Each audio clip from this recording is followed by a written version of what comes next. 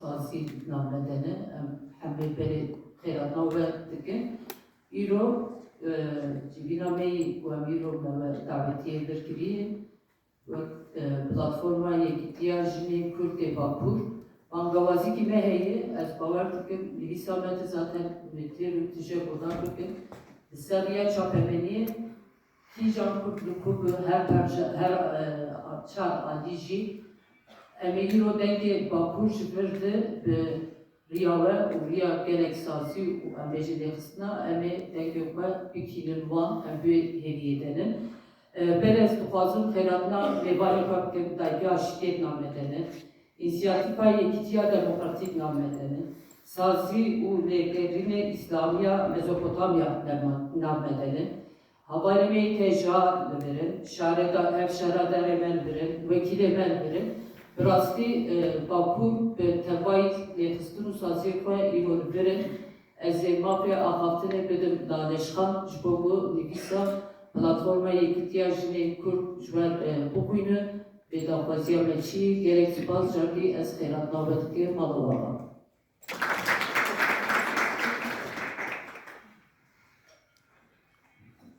Ve temikuna bermahiye darşe hata avakenin uç aliye yezende hegemonik ve tefasın ki xwepağış bike u ravasine de meha adara 2025 de li Yaskiye'ye Alevi u de tirmeha 2025 de li Süveyda'ye geri dürzi li berçavên hemû cîhanê ve êrişên hovane de komkujiye re derbas kirin.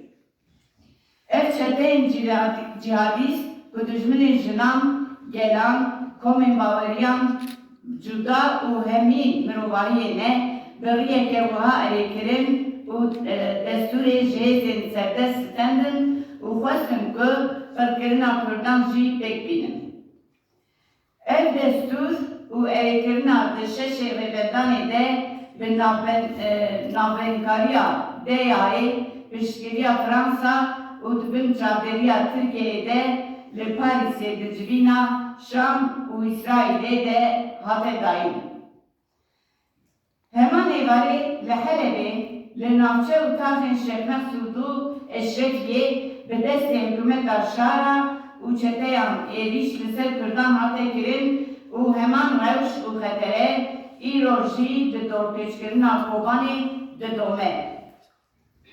Bi vê konseptê dixwazin ku sed sal piştî